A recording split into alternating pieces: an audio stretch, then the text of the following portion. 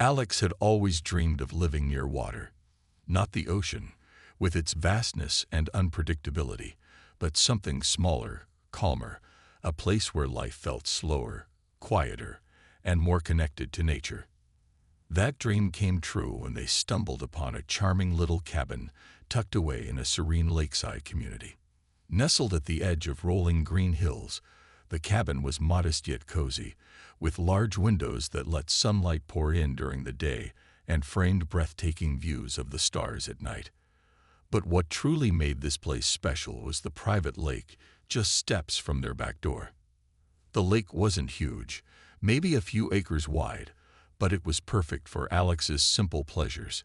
Fishing on lazy afternoons, paddling around in a kayak as the morning mist lifted off the surface, or simply sitting by the shore with a cup of coffee while watching the sunrise. It was peaceful, exactly what Alex needed after years of city life, filled with noise and chaos. The neighbors were friendly enough, keeping mostly to themselves, which suited Alex just fine. Everyone seemed content to share the space respectfully, enjoying the natural beauty without causing disruptions. For months, everything went smoothly. Alex settled into a rhythm, finding joy in the small routines of lakeside living. On weekends, they'd invite friends over for barbecues, laughing as someone inevitably tipped over in the kayak. In the evenings, fireflies danced above the water, casting an ethereal glow that made the world feel magical. Life was good, almost too good to last. Then Karen moved in next door. At first glance, Karen didn't seem particularly threatening. She was middle-aged, impeccably dressed, and carried herself with an air of authority that suggested she was used to getting her way. What set her apart from other neighbors, however, was her involvement with the Homeowners Association, HOA. Within days of moving in, Karen had appointed herself the unofficial enforcer of HOA rules, sending out emails about landscaping guidelines, parking restrictions, and even the proper placement of patio furniture. Most people rolled their eyes and ignored her, chalking it up to harmless eccentricity. But Karen wasn't harmless, not entirely. There was something about her demeanor that rubbed people the wrong way. Maybe it was the way she spoke down to others, as if everyone existed solely to follow her instructions. Or maybe it was the smug satisfaction she took in pointing out minor infractions, like a misplaced flower pot or a slightly overgrown hedge. Whatever it was, Karen quickly became known as that neighbor, the one who sucked the fun out of block parties and turned casual conversations into lectures about property values. Still, Alex figured they could avoid trouble by staying low-key. After all, they weren't breaking any rules, and their relationship with the lake was clearly defined in their deed. They had shared access rights along with the other homeowners. As long as they stayed within those boundaries, there shouldn't be any issues. Right. Wrong. It started subtly. A glare when Alex launched their kayak early in the morning. A muttered comment about overusing the lake when they fished for hours on end. At first, Alex dismissed these moments as petty annoyances, unworthy of attention. But deep down, they couldn't shake the feeling that Karen was watching them, waiting for a reason to pounce. And sure enough, it wouldn't be long before the simmering tension boiled over into something far more serious. It was a bright, sunny Saturday morning when the first real clash occurred. Alex had woken up early, as they often did on weekends, eager to make the most of the day. The air was crisp, carrying the faint scent of pine trees that surrounded the lake. After grabbing a quick breakfast, they headed outside with their kayak, ready to enjoy some quiet time on the water. The lake was particularly inviting that morning, its surface smooth and glassy, reflecting the soft blue sky above like a mirror. As Alex carried the kayak down to the shore, they noticed Karen standing near the edge of her property, arms crossed tightly over her chest. At first, Alex thought nothing of it. Karen often wandered around, inspecting things or chatting loudly on her phone. But this time felt different. There was an intensity in her stance, a tension that made Alex pause for a moment before continuing toward the water. "Excuse me," Karen's sharp voice cut through the peaceful stillness of the morning. She marched closer, her heels sinking slightly into the damp grass. "What do you think you're doing?" Alex turned to face her, trying to keep their tone calm and polite. "I'm just heading out for a bit of kayaking." "Why? Is something wrong?" Karen planted her hands on her hips, her expression pinched with irritation. "Yes, actually, there is something wrong. That lake isn't yours alone. It belongs to the HOA, and by extension, to me." Alex blinked, taken aback by the accusation. They set the kayak down gently and straightened up, meeting Karen's gaze. "I'm not saying it's mine exclusively," they replied evenly.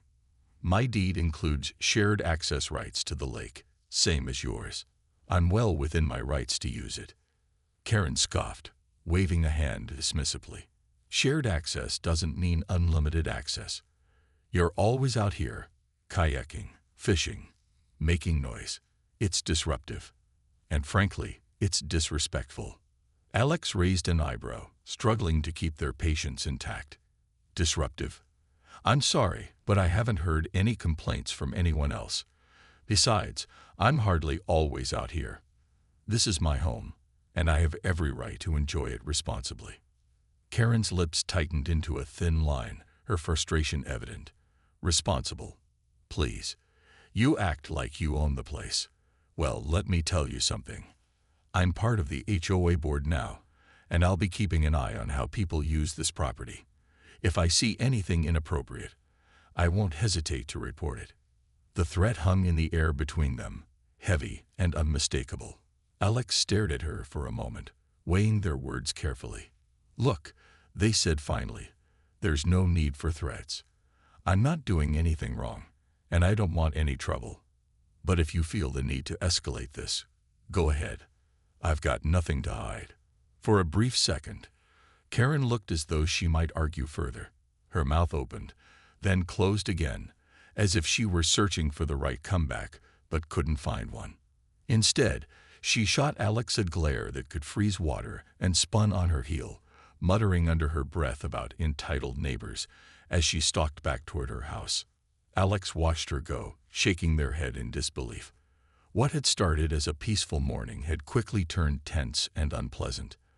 They glanced at the kayak resting by the shore, hesitating for a moment before deciding to proceed with their plans anyway. After all, why should they let Karen ruin their day? Still, as they paddled out onto the tranquil lake, the memory of her angry words lingered in the back of their mind, casting a faint shadow over what should have been a perfect morning. Little did Alex know, this encounter was only the beginning. Karen wasn't the type to let things slide, not when she believed she was in the right.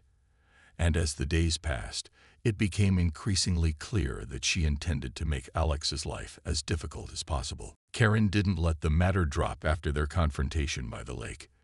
In fact, it seemed to fuel her determination to assert control over the situation, and over Alex. Over the next few weeks, Alex began noticing subtle changes around their property that made life increasingly uncomfortable. It started with something small but noticeable: a bright floodlight installed on Karen's side of the fence. The light was aimed directly at the shoreline near Alex's dock, illuminating the area in an almost blinding glow every evening. At first, Alex thought it might be a coincidence, a security measure, or perhaps a landscaping choice. But when they noticed Karen peeking through her curtains late one night, watching as Alex tried to relax by the water, they realized the truth. This wasn't about safety, it was intimidation. The harsh glare ruined the peaceful ambience Alex loved so much, turning quiet evenings into something awkward and intrusive. They debated saying something but decided against it, unwilling to give Karen the satisfaction of seeing them rattled. Things escalated further when Karen began filing complaints with the HOA. She accused Alex of everything from excessive noise during perfectly normal weekend activities to improperly maintaining their yard, which in reality looked just fine. Each time, HOA representatives would show up unannounced, inspecting Alex's property with clipboards in hand. At first, Alex felt frustrated and defensive, but they quickly realized these visits were pointless. There was nothing wrong with their home or behavior. Every inspection ended the same way, with a polite apology from the inspectors and a shrug of confusion about why Karen had even bothered reporting them. Despite the lack of evidence supporting her claims, Karen persisted. One particularly absurd incident occurred when she called Alex outside, pointing dramatically at a patch of algae growing naturally along the edge of the lake. "You're polluting the water," she exclaimed, her voice dripping with outrage. "This is unacceptable. I'm going to have to report you." Alex stared at her, incredulous. "Polluting? That's not pollution. It's algae. It grows here naturally. You can see it all around the lake if you actually bother to look." Karen refused to back down, insisting that Alex must be doing something to cause it. Frustrated but determined to stay calm, Alex took photos of the algae-covered sections of the lake, documenting how widespread it was. They forwarded the images to the HOA board, along with a note explaining the science behind natural algae growth. Once again, Karen's complaint fizzled out, leaving her looking petty and ill-informed. Throughout all of this, Alex adopted a strategy of patience and documentation. Every email from Karen, every text message, and every voicemail was saved. They recorded interactions when possible, ensuring they had proof of Karen's escalating behavior. Neighbors who witnessed these exchanges often shook their heads in disbelief, some offering quiet words of support to Alex. "Don't let her get to you," one neighbor said sympathetically. "She does this to everyone eventually." But while others dismissed Karen as a nuisance, Alex couldn't ignore the toll her actions were taking. Their once peaceful retreat now felt like a battleground, with Karen constantly probing for weaknesses. Evenings spent stargazing by the lake became tense affairs, interrupted by the glare of that floodlight or the sound of Karen's raised voice echoing across the water. Still, Alex refused to give in. They knew they hadn't done anything wrong, and they weren't about to let someone else dictate how they lived in their own home. What Alex didn't realize yet was that Karen's antics were far from over. Her obsession with control was building toward something bigger and more explosive than either of them could have anticipated. The tension between Alex and Karen finally reached its breaking point on a warm summer afternoon. The air was thick with humidity, and the lake shimmered under the bright sun as Alex prepared to launch their kayak for a relaxing paddle. But before they could even step into the water, Karen appeared, this time with reinforcements. She had invited a group of friends over, all of whom were now lounging near the shallow part of the lake closest to Alex's dock. Alex froze, watching as Karen confidently directed her guests to spread out towels and set up chairs right at the edge of the shoreline. It was clear she had no intention of respecting the unwritten boundaries that most neighbors followed. Instead, she acted as though this section of the lake belonged exclusively to her. When Alex approached cautiously, Karen turned to face them, a smug smile playing on her lips. "Oh, hey there," she said loudly, making sure her friends could hear. "We're just enjoying the lake. You know, since it's ours to use too." Alex clenched their jaw, but kept their tone measured. "I don't have a problem with anyone using the lake. It's shared property. But you're ignoring the posted signs about private usage hours. My deed gives me priority during these times, and I'd appreciate it if you respected that." Karen rolled her eyes dramatically, turning to her friends as if seeking validation. "Priority? Oh, please, don't act like you own the place. This is ridiculous." Her voice grew louder, dripping with mockery. "You think putting up a little sign makes this your personal kingdom?" Alex felt their patience wearing thin. They pointed toward the signs clearly visible along the shoreline. "Those aren't little signs. They're part of the HOA guidelines we all agreed to when we bought our properties. If you're confused, maybe you should review them." Karen crossed her arms, her expression hardening. "Fine. Let's settle this once and for all." Without hesitation, she whipped out her phone and dialed the police. As she spoke into the receiver, her tone oozed false sweetness. "Yes, "Hello, officer. There's someone here refusing to share community property. They're being very aggressive and uncooperative." Alex couldn't believe what they were hearing. Aggressive, uncooperative. Those words couldn't be further from the truth.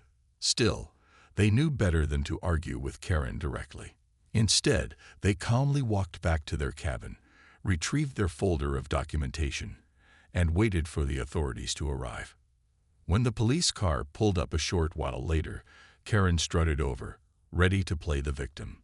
Two officers stepped out, looking around curiously as Alex approached them first.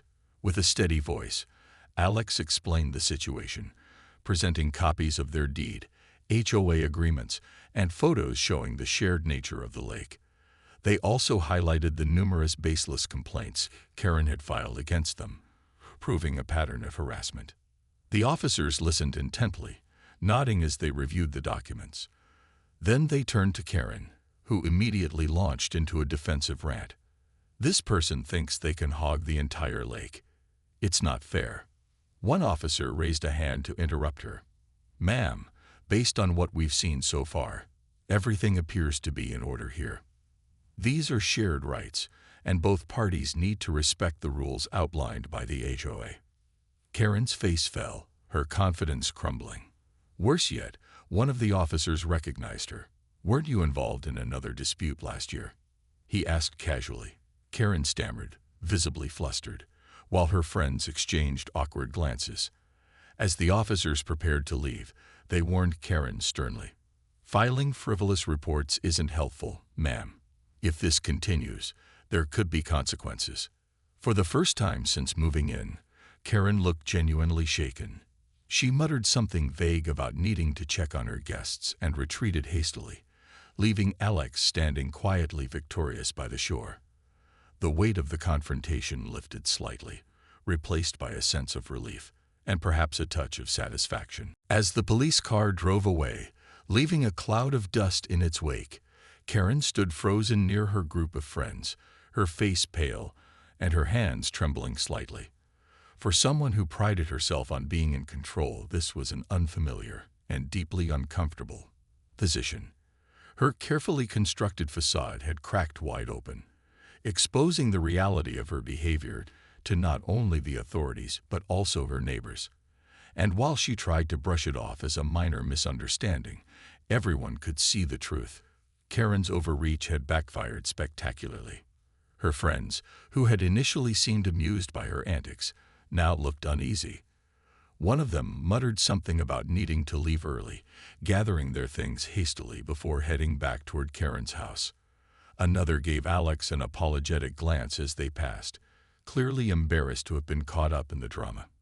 Within minutes, the once bustling lakeside gathering dissolved into awkward silence, leaving Karen alone with her thoughts and her growing sense of humiliation. Word spread quickly through the tight-knit community. Neighbors who had previously kept their distance from Karen's confrontations began whispering among themselves. Some shook their heads in disapproval, while others chuckled quietly at the irony of her predicament. A few even approached Alex later that evening, offering words of support or sharing stories of their own run-ins with Karen. It seemed the incident had galvanized the neighborhood in ways no one expected. For Alex, the aftermath brought a mix of relief and vindication, but also a renewed appreciation for their peaceful retreat. They spent the rest of the afternoon kayaking across the lake, savoring the quiet serenity that had been disrupted for so long. As the sun dipped below the horizon, painting the sky in shades of orange and pink, Alex allowed themselves a small smile. The weight of Karen's constant scrutiny had lifted, if only temporarily, and they felt more determined than ever to protect their little slice of paradise. Meanwhile, Karen retreated indoors, closing her curtains tightly as though trying to shut out the world, and perhaps her own embarrassment. The floodlight she'd installed remained dark that night, casting the shoreline into blissful shadow for the first time in weeks. Whether this was an intentional gesture or simply a coincidence, Alex didn't know, but they weren't about to question their good fortune. Over the following days, Karen made a half-hearted attempt to mend fences. She sent Alex a brief note, written in stiff, formal language. I may have overreacted regarding the lake situation. Let's move forward amicably. Asterisk. There was no real apology in the message, just a vague acknowledgement of fault that left Alex skeptical. Still, they accepted it as a step in the right direction, knowing full well that Karen's pride wouldn't allow for anything more heartfelt. Despite her outward attempts at reconciliation, Karen's influence within the HOA began to wane. Other board members, tired of her constant complaints and divisive tactics, started pushing back against her suggestions during meetings. When she proposed stricter regulations on lake usage, citing fairness as her motivation, several members openly questioned her motives. Even those who had once supported her grew weary of her inability to let go of petty grievances. For the first time since moving in, Karen found herself isolated, not just socially but within the very organization she had sought to dominate. Rumors swirled that she might consider selling her property and moving elsewhere, though whether this was true or merely wishful thinking remained unclear. What was clear, however, was that her power play had failed spectacularly, leaving her reputation tarnished and her relationships strained.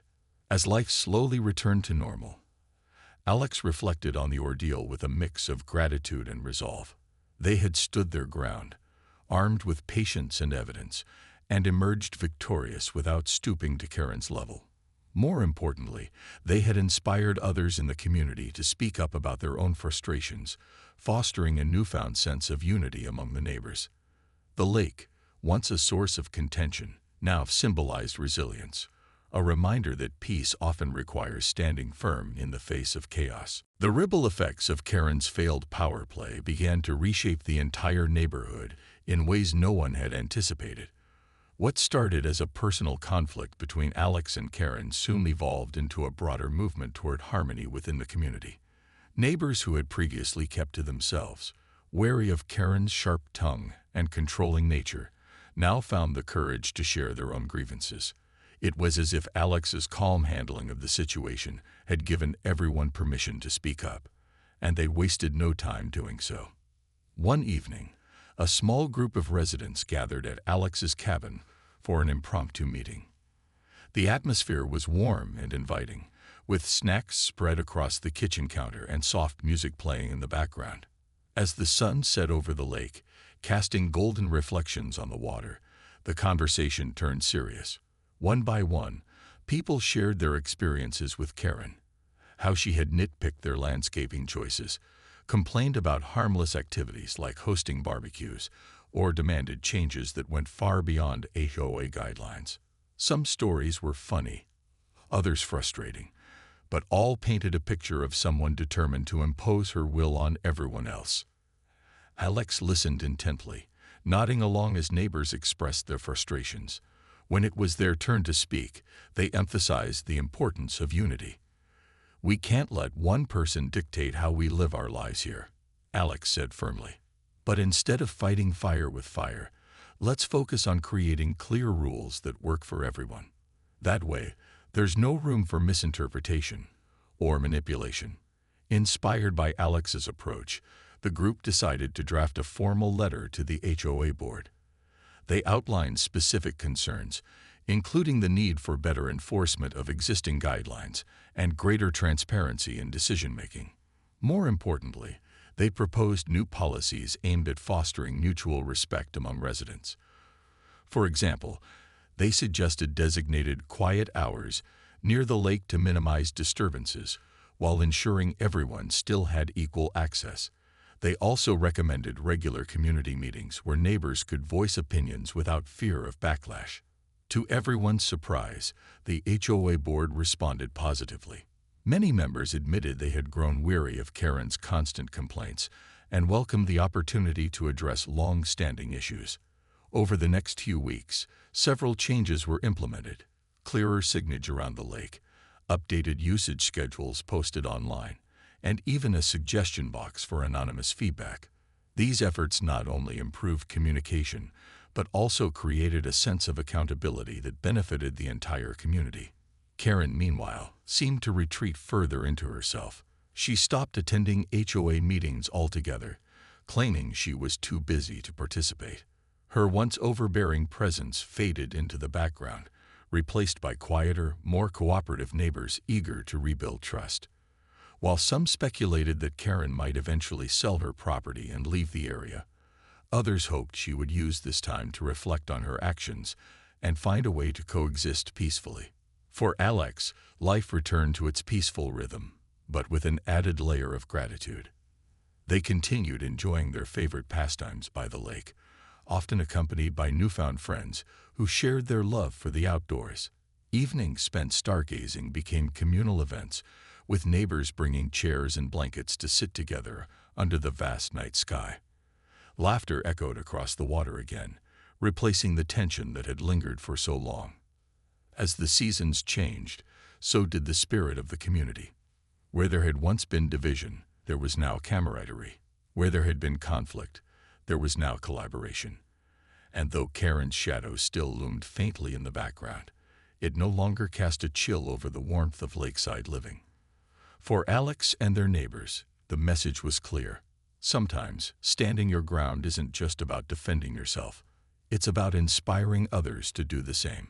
Together, they had transformed a potential disaster into an opportunity for growth, proving that even the smallest communities could rise above adversity when united by a common goal. As time passed, the neighborhood settled into a new rhythm, one marked by cooperation and mutual respect.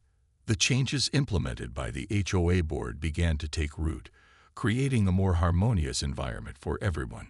Shared spaces like the lake were now governed by clear rules that left little room for interpretation or misuse.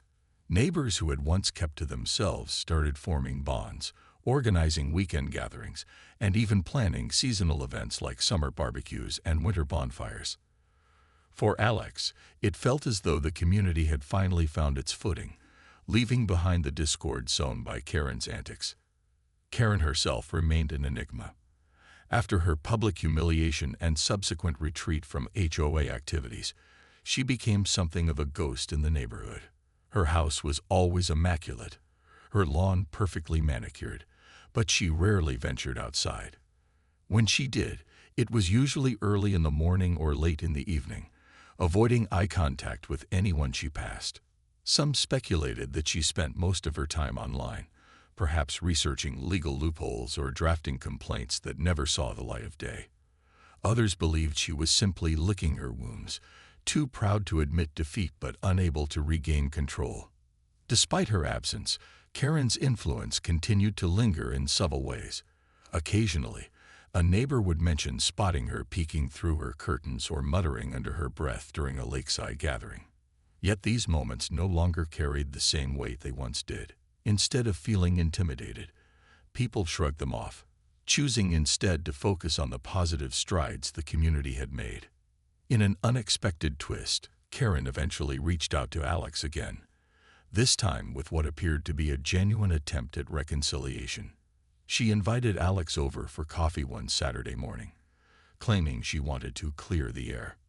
Skeptical but curious, Alex accepted the invitation. The meeting was awkward at first, with Karen fidgeting nervously as she poured cups of coffee in her pristine kitchen. But after some hesitation, she admitted, "I may have gone too far. I thought I was doing the right thing, but maybe I wasn't." It wasn't the heartfelt apology Alex had hoped for, but it was progress. They nodded politely, acknowledging her effort while gently reminding her of the importance of respect and boundaries. By the end of their conversation, Karen seemed slightly less defensive, though whether this marked a true change of heart remained to be seen. Over time, rumors circulated that Karen might put her house on the market. A few neighbors claimed to have seen real estate agents visiting her property, while others noticed her packing boxes into her car late at night. Whether she decided to leave or stay, however, mattered less than the fact that her grip on the community had loosened permanently. The neighborhood had moved on, prioritizing kindness and collaboration over conflict. For Alex, the ordeal served as both a lesson and a victory. They learned the value of standing firm when faced with unreasonable demands, but also the power of patience and evidence in resolving disputes peacefully. More importantly, they discovered the strength of a united community. one willing to stand together against divisiveness and entitlement. The story of Karen's downfall gained traction beyond the neighborhood when Alex shared it online. Posting anonymously on forums like r/EntitledPeople, they recounted the events with humor and insight, earning praise from readers who cheered Alex's composure and celebrated the poetic justice served. Comments poured in, ranging from laughter at Karen's self-inflicted comeuppance to admiration for Alex's level-headed approach. One commenter summed it up perfectly. Sometimes, all it takes is staying calm and knowing your rights to shut down someone trying to bully you. In the end, Alex returned to their peaceful life by the lake, cherishing every moment spent fishing, kayaking, or simply watching the sunset. The battle with Karen had tested their resolve, but it had also deepened their appreciation for the beauty and tranquility of their home. As they sat on their dock one evening, listening to the gentle lapping of water against the shore, Alex smiled, knowing they had not only defended their paradise, but helped create a stronger, happier community in the process. Sometimes, triumph isn't just about winning. It's about growing stronger together.